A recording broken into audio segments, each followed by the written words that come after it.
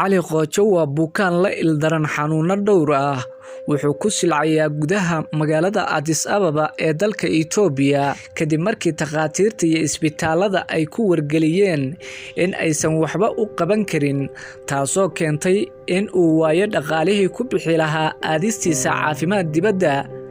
sida ay inoo xaqiijiyeen takhaatiirta waxa isu kaashaday cudurro dhowr ah oo ay ugu daran tahay halbowlo ku yaala gudaha calooshiisa oo go'an taasoo si kaalmaati ah tuubo loogu xiray waana halka cilada ugu weyn ka haysata xaaladiisa oo inta badanna ay kala baxdo tuubada isku haysa halbowlaha taasoo sababtay in afka iyo dabada uu ka sii daayo dhiig badan ilaa dhiig lagu shubana kooma gelayo waana xaalad halis ah oo ku soo laablaabatay in ka badan 10 jeer qarashaadka ku baxayo marka ay timaado xaaladiisa adag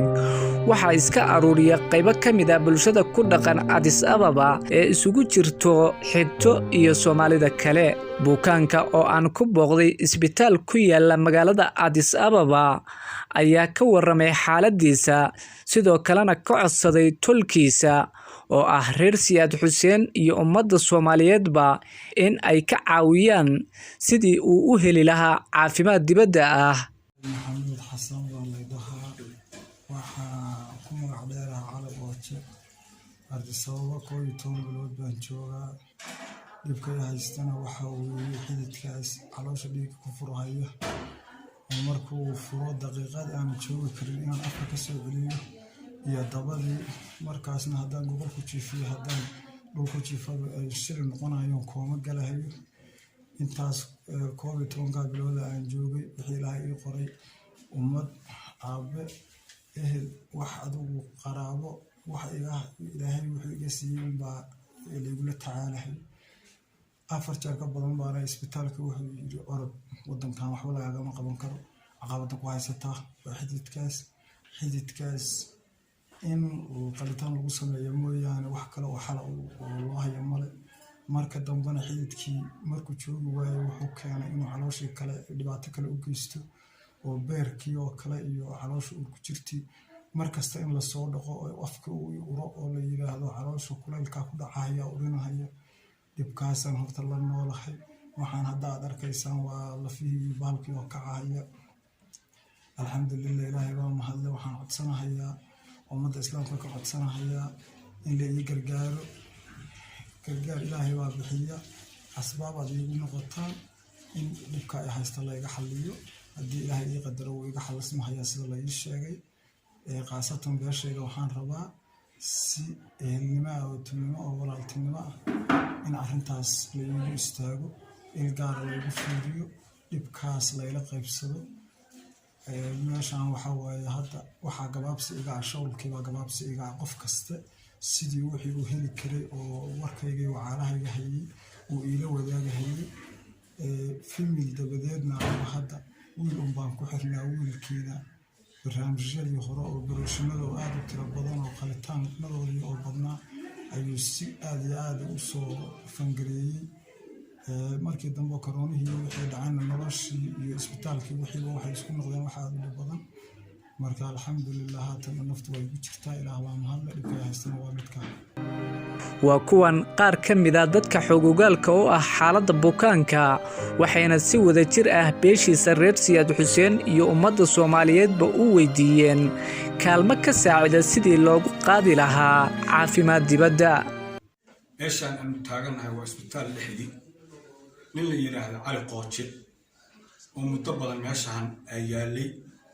annaguna marxaladiisa aan xogogaal aan uga nahay baan waxaan rabnaa ragayga meesha joogana waa rag Mareexaana intayada meesha fadhido oo qabiilka Mareexaan ka kooban oo nin walba leh waxaan rabnaa ninka xaaladiisa inaan ka warbixino oo tolnimo uga warbixino oo islaamnimo uga warbixino ninkaasu waa nin ilaa operation balan garay oo hadda aan tirin karinin intooda badan aan xogogaal ka ahaa laba bari markuu joogaba isbitaal baa la galiyaa dhiigii baa furanaya xidid baa furan tuub baa ku jirta xididka markuu furtana wuxuu dhiigga ku fatahayaa beerkii kaliyihii iyo sababadii hadda wuxuu marayaa xaaladii u dambeysay oo emergency ah waxaan rabnaa qabiilka reesiya xuseen shanta qaaradood kuwa jira oo dibadda iyo kuwa dalkeenii jooga oo hooyo ninkaa in loo gurtado iyo weliba mareexaan oo aanan kala soocaynin tol buu u baahan yahay ninkaa maanta tol iyo qabiil buu u baahan yahay ninkaas in badan baanu isbitaalada la galnay inta yada qurbanacska oo Ardisababa joogtana wixii aan u heli karnay baanu maalin walbaba yaanu ku soo dhammayn haddana waa naga jirta good xaaladiisuna waa emergency aniga waxaa la yidhahdaa Cabdiraxmaan Yuusuf Buuleen ninkan meesha yaala alqoojo ilmaha yar baa isku aadanay waana isku dhownahay waa nin rees Xuseen halkaan baan imid anigu halkaan markaa imid rag badan oo halkan magaalada jooga baa ii yeeray ninkaan bay ii keeneen inta magaalada jooga bil baan joogaa magaalada bishaan joogo 4 jeer dhiig waa lagu shubay dhiigga markuu sii daayo wadnaha iyo caloosha iyo beerka uu sii deynayaa waa laga dhaqaa markii laga dhaqaatana dhiig kale lagu shubaa dhiigga kale markii lagu shubo haddana maalin kadib uu furtaa xididkii haddana waa la dhaqaa hadda waxaa ugu daran dhibka badan ugu daran waxa haysta waxaa weeye beerkii iyo wadnihii iyo keliyihii yaa madoobaaday baa layidhi hadda si dhiig ugu socday marka dee warbixintii horena waa nala siiyey marka waxaa leeyahay ninkaa waa nin rees Xuseen meesha yaalla rees Xuseen waad maqlaysaa ninkaa waa ninka wiilkiini meesha yaalla ninkaan meesha ka qaada maanta wuxuu u baahan yahay caawin haddana maantana caawinna biri waxba kama qaban karno marka hadda intuu qabashada leeyahay wax laga qabto inta subxaan Allah samabada iyo beerka kaliya aysan bislaan meesha laga qaada ninkaan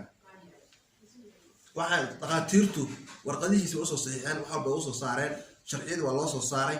lagu qaadi lahaa jarbalka la geeyaa la yiri dhibaatada badan u haysta waxa way xididka kaliya dhiigga sii deynaa wadnaha iyo halbowlaha dhiigga isku xira xididkaas dhiigga sii daaya xididka dhiigga markuu sii daayana alooshii iyo samabadii iyo beerkii ku sii daayaa waana la dhaqaa maalin walba halka mareexaanka jooga maalin walba isbitaalka ayaga kula jira lacagta isbitaalka dhiigga ayaga bixiya waxaan ku raada si ii sheegeen hal sano ayuu ninka halka yaalaa aabii soddon halaad bula soddon halaad uu lahaa uu soo gaday baa meesha ka dhamaatay marka ninkaas meesha u yaala waa qabiil u yaala qabiil waa maqlaysaa ninkaas meesha laga qaado wax u tara maanta u soo gurmada maanta gurmada u baahan yahay hil maanta u baahan yahay walaaltinimo maanta u baahan yahay biri waxbay kagama baahna hadduu dhinto goobjoog usoo ahaa 10 jeer ka badan inuu dhiiggiisu xididkiisu uu furmay hore iyo dabada uu kasii deynayay oo afka iyo dabada uu kasii deynayay oo emergency loo qaadayay marmar uu safarka uu sii deynayay xididku furmanayay hadda ninkan waa aragtaan waa sakaraad dhiiggii kulba laga shubayay lasoo xaadhayay la dhaqayay haddana dhiig cusub lagu shubayay ayaa beerkiisa wax yeelay dhaqaatiirtii ilaa 3 ka badan dhaqaatiir oo special ah ayaa soo saxeexay oo yiri dalka Addis Ababa waxba lagama qaban karo waxaa loo qaadayaa dibadda xididkiisa uu noqon doonaa qalitaan oo lagu qalo oo yani xididka la qalo kadib la hagaajiyo anigu intaasan goobjoog soo ahaa waxaan ka codsanayaa ninkan tolkiisu inay soo caawiyaan sida ugu dhaqsiyaha badan dee macquulta bismillaahi raxmaani raxiim dhammaan qabiilweynaha rees Xuseen islaamaya anigu hadda hooyada xanuunsan baa magaalada keenay reerka rees Xuseen reertu yahay hooyada wayna xubaro halkaan ku dhimatay Ilaahay u naxariisto intii hadda maamada aan meeshan ku haynay Ilaahay u naxariisto bil meelahaas ay bishiiba ninkaan isbitaalka aan maamada ku haynay ku jiray ilaa 5 jeer 6 jeer baa la keenay dhiig lagu shubay inta hadda anigu joogay hadda aan goobjoog ka haddana arrintiisa waxaan kala socdaa intaasi in lamida marka waxaan leeyahay beelweynta rees Xuseen marka waxaan beelweynta rees Xuseen ka codsanaa hadii la yiraahdo ninkan warkiisii uu laga soo sheekeeyay faahfaahinta loogu noqonayo male waxaan leenahay hadii la hadii dhiig loo kaca lambarka lagala soo xiriirayo waxaa weeye waa lambarka Addis Ababa eber 9 25 59 23 eber 9 25 59 23 63 eber 9 25